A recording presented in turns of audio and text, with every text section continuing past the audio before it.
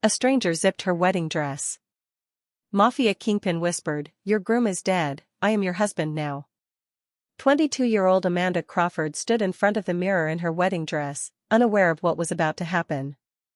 In 2 minutes, a stranger would zip up her gown and change her life forever. In 2 hours, she'd be on a private jet heading to the Italian Alps. And the blood debt her father signed 20 years ago? It would either enslave her or awaken something dangerous inside her. Want to know what happens when a bride becomes a captive queen? Hit that subscribe button and turn on notifications so you don't miss Amanda's dark transformation. But right now, Amanda Crawford was just a bride, standing in the sun-drenched penthouse suite, struggling with the zipper of her wedding dress and dreaming of the safe, ordinary man she was about to marry. Amanda Crawford, 22, stared at her reflection in the mirror. Auburn hair fell in soft waves down her back, her green eyes bright with anticipation. The vintage silk wedding dress hugged her slender curves perfectly, delicate lace tracing her bare shoulders. In less than an hour, she would become Amanda Harris. She reached behind her back, trying to grasp the zipper. "Sarah, can you help me with this?" She laughed nervously. "I can't reach it." Her maid of honor sat on the cream chaise by the window, scrolling through her phone. Sarah glanced up with a smile. "1 second, babe." Amanda turned back to the mirror, her cheeks flushed. "I can't believe this is actually happening," she murmured, pressing a hand to her heart. "David's been so patient with me, with all my family's drama." Sarah made a muffled sound. "Sarah, seriously, the zipper." Amanda's words died in her throat. A hand touched the small of her back. Not Sarah's delicate fingers. These were large, masculine, radiating heat through the thin silk. The zipper began to slide upward slowly, deliberately, each inch accompanied by fingertips brushing against her bare skin. Goosebumps erupted across her flesh. A shiver ran down her spine. The touch was almost sensual, intentional. A breathless laugh escaped her lips. "Sarah, what are you doing?" Her eyes lifted to the mirror and the world stopped. Dark, predatory eyes stared back at her. Not Sarah's soft hazel. Dark eyes, a man's eyes, a stranger's eyes, watching her like a predator who had finally cornered his prey.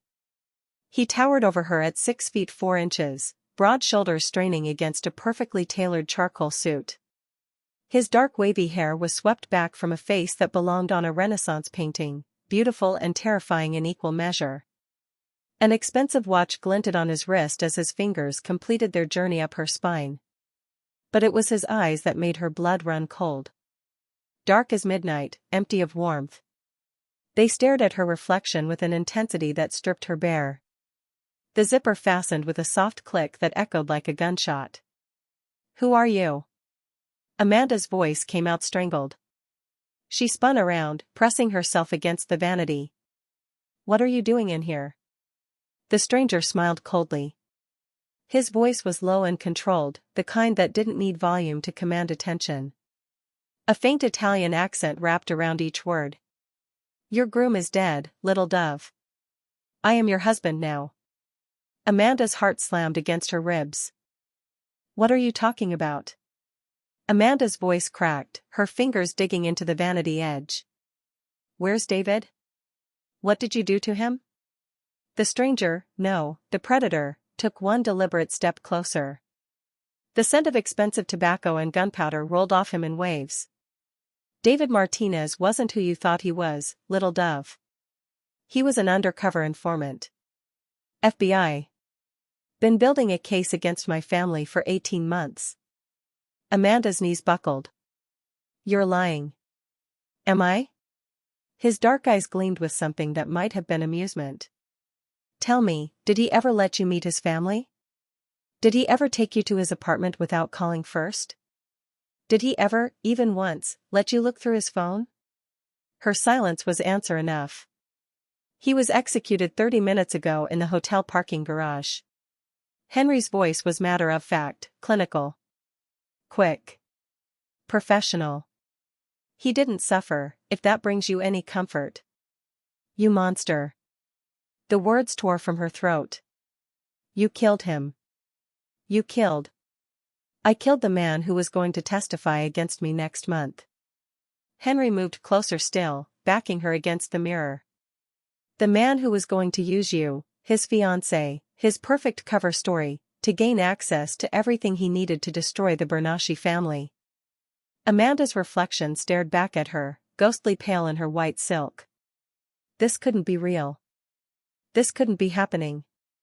Now, Henry said softly, reaching out to adjust her veil with surprising gentleness, let me tell you about the debt your father owes me. The one he signed in your blood 20 years ago. The one that makes you mine by right of conquest. His fingers trailed down her cheek, and Amanda realized with horror that she was too terrified to even scream. Welcome to your real wedding day, Mrs. Bernacchi. The black SUV cut through the city streets like a blade through silk. Amanda sat rigid in the back seat, still in her wedding dress, her wrists bound with zip ties that bit into her skin. Henry sat beside her, relaxed, one arm stretched across the seat back as though they were heading to brunch instead of a private airfield. Where's Sarah? Amanda's voice was hoarse from screaming, not that anyone had come. The penthouse suite had been soundproofed. How convenient. Your maid of honor is fine. Sedated in a hotel room downstairs. She'll wake up with a headache and a story about a gas leak. Henry's tone was conversational. No witnesses. No evidence. Just a runaway bride and a groom who never showed. People will look for me. My parents. Your parents? Henry laughed, the sound bitter and sharp. Your father is the reason you're here, little dove. 20 years ago, Richard Crawford made a mistake. He skimmed $2 million from a Bernacchi shipment. When we found out, he had two options, die, or offer collateral. Amanda's blood ran cold. What kind of collateral? You. Henry turned to face her fully, his dark eyes boring into hers. You were 2 years old. Perfect. Innocent. Your father signed a contract in blood, literally, promising his firstborn daughter to the Bernacchi family when she came of age. As payment. As property. That's insane. That's not legally binding. In my world, it's the only law that matters. Henry reached over and wiped a tear from her cheek with his thumb. Your father's been living on borrowed time ever since. Borrowed time I allowed him because I was waiting. Watching you grow up. Waiting for you to become exactly who I needed you to be. The SUV pulled through a chain-link gate. Through the window, Amanda saw a private jet waiting on the tarmac, engines already running. Welcome to the rest of your life, Mrs. Bernacchi. We have a long flight ahead of us. Henry's smile was all predator as he cut the zip ties from her wrists. I suggest you get comfortable. The estate rose from the mountainside like something from a Gothic fairy tale, all stone towers and iron gates, surrounded by snow-capped peaks that gleamed under the moonlight. Amanda stepped out of the car, her wedding dress now dirty and torn at the hem, her bare feet numb against the cobblestones. The flight had been 8 hours of tense silence. Henry had worked on his laptop while she'd stared out the window, watching her old life disappear beneath the clouds. Welcome home, Henry said, his hand firm on her lower back as he guided her toward the massive oak doors. The entrance hall was cavernous, all dark wood and tapestries depicting violent historical scenes. A woman descended the grand staircase, tall and willowy with the same dark hair as Henry, though her eyes were softer, almost sympathetic. So this is her. The woman's Italian accent was thick, musical. The Crawford girl. Amanda, meet my sister, Sophia. Henry's voice carried a warning. Sophia, be nice. Sophia circled Amanda like a predator assessing prey, then dismissed Henry with a wave. Go. I'll show her to her room. Henry hesitated, then nodded and disappeared down a corridor.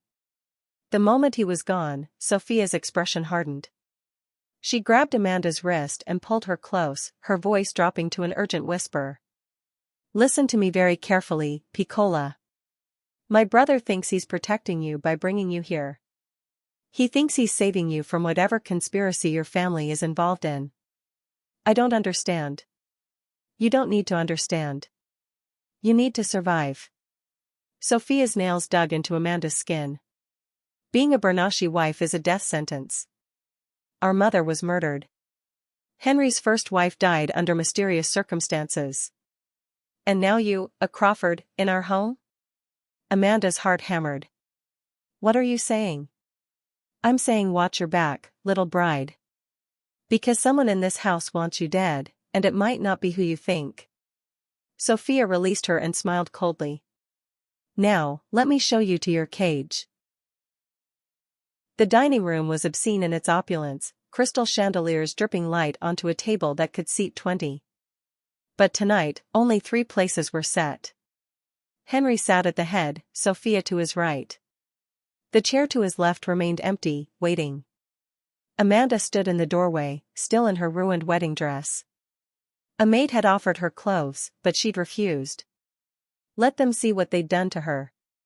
Sit, Henry commanded, not looking up from his wine. No. His head lifted slowly, dark eyes finding hers. Excuse me? I said no. Amanda's voice shook but held firm. I'm not playing house with you. I'm not your wife. I'm your prisoner. Sophia's fork paused halfway to her mouth, her eyes darting between them like she was watching a bomb tick down. Henry set down his wine glass with deliberate care. You will sit. You will eat. You will learn your place in this family. My place? Amanda laughed, the sound sharp and broken. My place is in a jail cell, testifying against you. My place is planning David's funeral. My place is anywhere but here. David was a liar who would have gotten you killed. Henry stood, his chair scraping against marble. Your father sold you to settle a debt. Your family has been planning to use you as a pawn in their war against me since the day you were born. I am the only thing standing between you and a bullet in your head. Then shoot me. Amanda spread her arms wide. Go ahead. At least it would be honest. The silence stretched. Henry moved around the table like a stalking wolf, closing the distance between them. When he reached her, he didn't touch her. He simply stared, and Amanda saw something dangerous flickering in those dark eyes. Not rage. Something worse. Hunger. You think I brought you here to kill you? His voice dropped to a whisper. Little dove, I've wanted you since we were children. Since the day your father brought you to my family's estate and I saw you playing in the garden, oblivious to what you'd been promised to become. Amanda's breath caught. I've waited 20 years for you to be mine. I'll wait 20 more for you to accept it. But make no mistake, you will sit at my table. You will wear my ring. You will become what you were always meant to be. His hand finally moved, fingers threading through her hair with unexpected gentleness. Mine. Amanda woke to find designer clothes laid out on her bed, silk blouses, tailored trousers, dresses that cost more than her old apartment's monthly rent. She'd been moved from the guest room to the master suite's adjoining chamber. Henry's room was just beyond a locked connecting door. You need to understand something, Henry said 3 days later, finding her in the library. She'd been avoiding him, exploring the estate's boundaries like a caged animal testing its bars. In my world, weakness is death. And right now, you're weak. I'm a prisoner. There's a difference. No, there isn't. He moved closer, and Amanda forced herself not to retreat. You think refusing to eat, wearing that wedding dress like armor, hiding in libraries, you think that's strength? That's suicide. What do you want from me? I want you to survive. Something flickered across his face, almost vulnerable. Your family will come for you eventually. Rival families will see you as leverage. You need to be more than a scared girl in a white dress. He circled her slowly, appraising. You're beautiful. That's your first weapon. Men underestimate beautiful women, assume they're fragile, stupid. Let them. I'm not going to seduce your enemies. I'm not asking you to. Henry stopped in front of her, close enough that she could smell tobacco and sandalwood. I'm asking you to learn the game. How to read a room. How to spot a threat. How to make an ally out of an enemy with nothing but a smile and the right words. His hand lifted to her chin, tilting her face toward the light.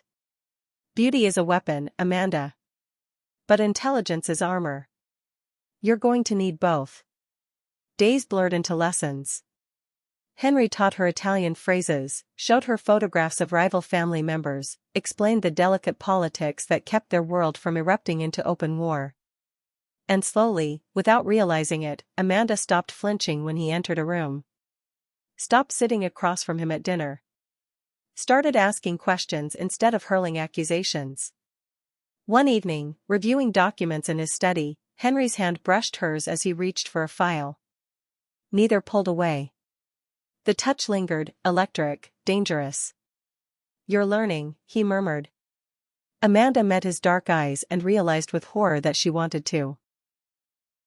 Amanda found the envelope by accident.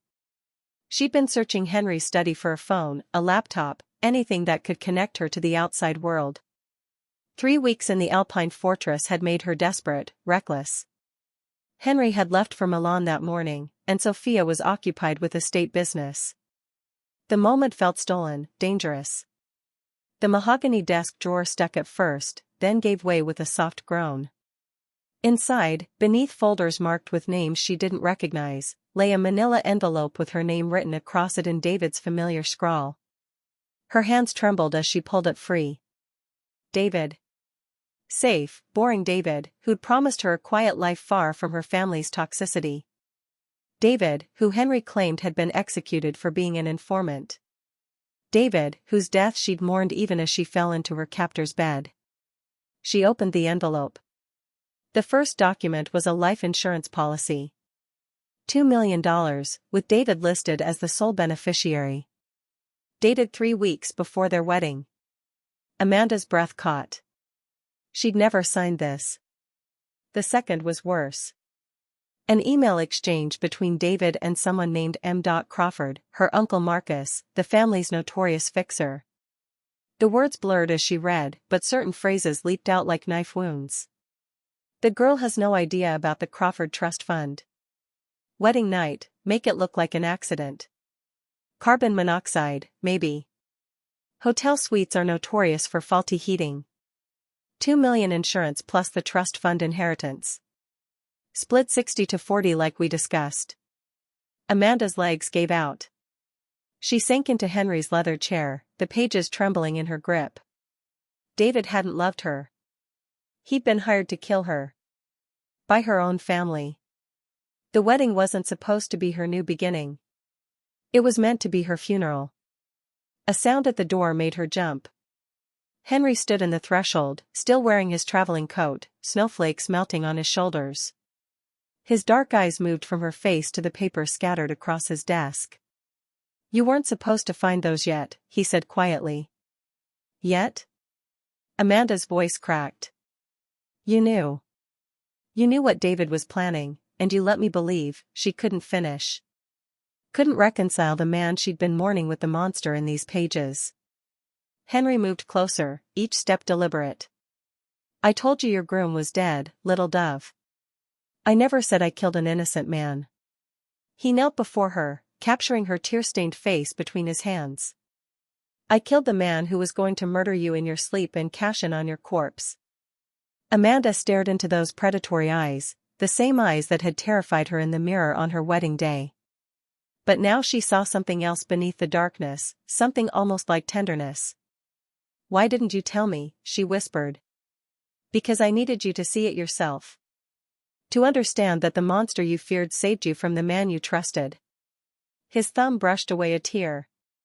"Your family sold you twice, Amanda. Once to me, and once to a hitman wearing an engagement ring." The truth settled over her like a shroud. Henry hadn't destroyed her wedding day. He'd prevented her murder. And she'd just realized she might actually be falling for her captor. Venice smelled of salt water and secrets.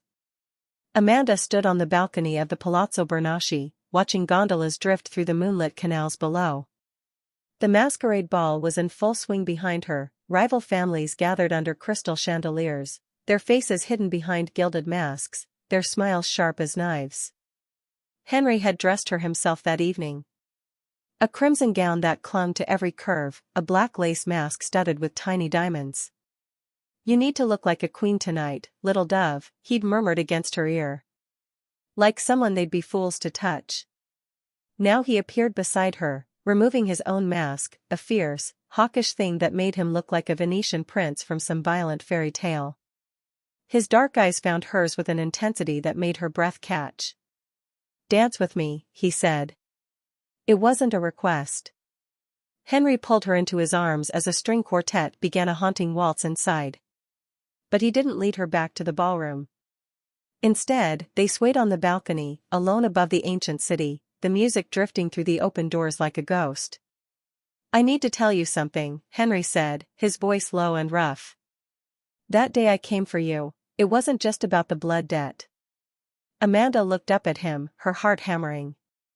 "What are you talking about?" "I was 8 years old when our families met to negotiate the original debt. You were 6, wearing a white dress, hiding behind your mother's skirt." His hand tightened on her waist. "You looked at me with those green eyes, and I thought you were the most beautiful thing I'd ever seen. Even then, I knew." "Knew what?" she whispered. "That you were mine. That I would move heaven and hell to claim you when the time came." His thumb brushed her lower lip. "I've wanted you since we were children, Amanda.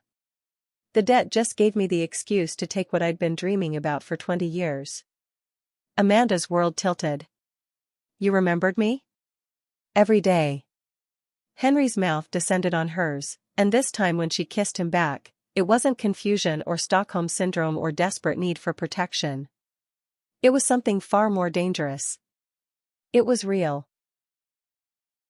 The morning after Venice, Amanda woke alone in silk sheets that still smelled of Henry's cologne and the ghost of their passion. Sunlight streamed through the palazzo windows, painting golden squares across the marble floor. She could hear Henry's voice in the adjoining study, speaking rapid Italian into his phone, his tone sharp with command. She wrapped herself in his discarded shirt and padded barefoot across the cold stone, not intending to eavesdrop but unable to help herself. The study door stood slightly ajar. "No, I don't care what her father is offering." The answer is still no. "Amanda stays with me." A pause, then Henry's voice dropped to something deadly. "Tell Crawford if he sends another one of his men near her, I'll send him back in pieces." Amanda's blood ran cold. "Another one?" She pushed the door open. Henry stood with his back to her, one hand braced against the window frame, tension radiating through his shoulders. He turned at the sound, his dark eyes immediately scanning her face. "How long have you been listening?" "Long enough." Amanda's voice was steadier than she felt. "What did you mean, another one?" Henry's jaw tightened. For a moment, she thought he wouldn't answer. Then he moved to the wall behind his desk, pressing something that made a section of wood paneling swing open to reveal a hidden safe. He spun the combination with practiced efficiency and withdrew a leather ledger. "You should see this." He placed it in her hands like a loaded gun. Amanda sank into the nearest chair and opened it. Page after page of meticulous records, each entry dated and detailed. Her hands began to shake as she read. March 15, 2024. Intercepted contract killer, Marco Vitti, en route to Amanda's apartment. Eliminated. Client, R. Crawford. June 3, 2024, prevented car tampering outside Amanda's workplace. Explosive device removed. Client, R. Crawford. August 20, 2024, thwarted poisoning attempt at charity gala. Would-be assassin now deceased. Client, R. Crawford. R. Crawford. Richard Crawford. Her father. 7 attempts.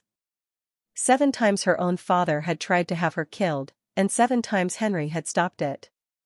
The entries continued up until her wedding day, each one a bullet she'd never seen coming, a blade she'd never felt. My father. The words stuck in her throat like broken glass.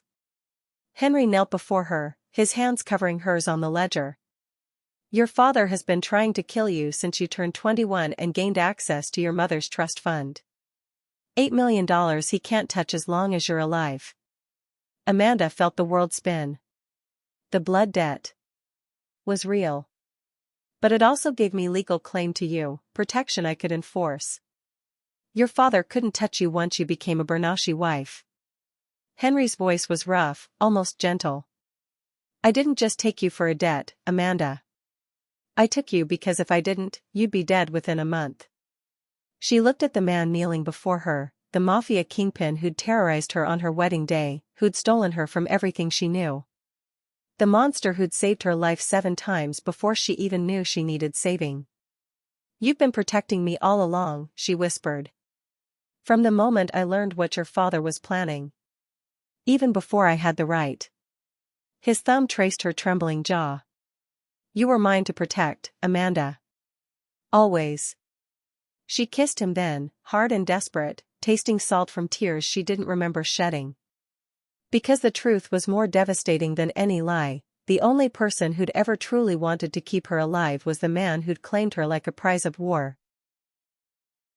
The Venice docks erupted in gunfire at midnight. Amanda hit the ground as bullets tore through wooden crates beside her, splinters exploding into the night air. Henry's hand gripped her arm, pulling her behind a shipping container as his men returned fire against the shadows. Her father's final play, a coordinated ambush meant to end them both. Stay down, Henry commanded, but his voice was strained. Blood seeped through his white shirt, a dark stain spreading across his ribs. You're hit. Amanda's hands moved on instinct, pressing against the wound even as chaos roared around them. The girl who'd stood helpless in a wedding dress 6 weeks ago was gone. In her place was someone harder, someone who'd learned to survive in a world of violence and lies. It's nothing. But Henry's face had gone pale, his dark eyes losing focus. Amanda tore fabric from her dress, binding the wound with shaking fingers. You don't get to die on me, you understand? Not after everything. More gunfire. Shouting in Italian. Then Sophia's voice cutting through the smoke, East exit, now. We have a window. Henry tried to stand, stumbled. Amanda caught him, her slender frame supporting his weight as they moved toward the water. His blood was warm and wet against her hands, and she realized with devastating clarity that she loved him. Loved the man who'd zipped her dress and destroyed her world. Loved the monster who'd saved her life 7 times before claiming it as his own. They reached the edge of the dock. A speedboat waited below, engine growling. Sophia was already climbing down, shouting for them to hurry. Henry turned to her, even wounded, even dying, his eyes found hers with that same predatory intensity from their first meeting. Amanda. She kissed him. Hard and fierce and final. Then she pressed something into his blood-stained hand, the diamond wedding ring he'd placed on her finger the night before in Venice, when she'd whispered yes to vows that weren't legal but felt more binding than any ceremony. I'm sorry, she whispered against his lips. Then she shoved him toward Sophia and ran. Smoke grenades exploded behind her, thick gray clouds swallowing the docks. She heard Henry roar her name, heard him fighting against Sophia's grip, but Amanda didn't look back. She disappeared into the Venice night like a ghost, leaving only her ring glinting on the blood-stained dock, a widow's farewell to the husband she'd chosen and abandoned in the same breath. Because Amanda Crawford had finally learned the truth, freedom wasn't being saved. It was saving yourself, even when it shattered both your hearts. Thank you for watching. This story ends here. Drop a red heart in the comments if you loved this story, and subscribe for daily romance.